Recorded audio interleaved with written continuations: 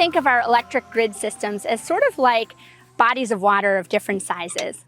A microgrid might be represented by something like this bucket, with the sides and the bottom of the bucket representing the distribution network that's sort of the backbone of that system.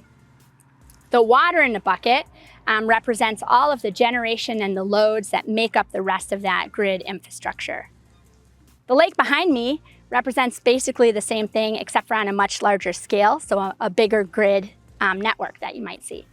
The surface of the water is super smooth, and that's basically because of that balance that grid managers are able to maintain all the time between generation and loads within that system.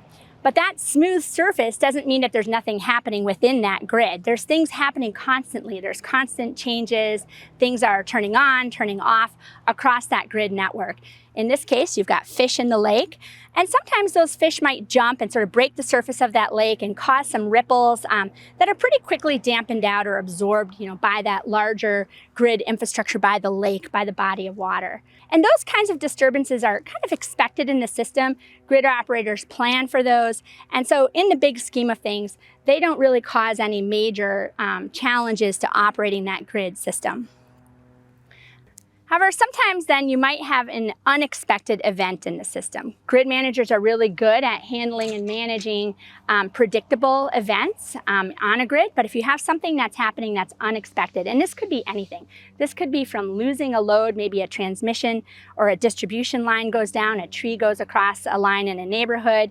It could be a really big unexpected load coming online, or some kind of generation unexpectedly dropping offline really quickly. Maybe wind goes from full output to dropping completely offline within a minute or something like that.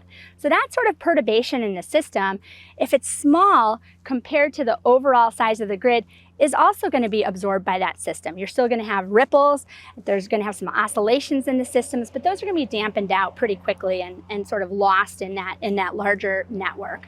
Now that partially depends on both the size of that disturbance relative to the overall size of the grid, and also where it occurs on that grid system. Just like the bottom of this lake isn't uniformly the same depth at all places, the grid isn't uniformly robust in all places either. So where a disruption might occur is just as important sometimes as the size of that disruption. But if you have this sort of disruptive event, it might have one impact on a larger grid that can absorb that unexpected fluctuation in output.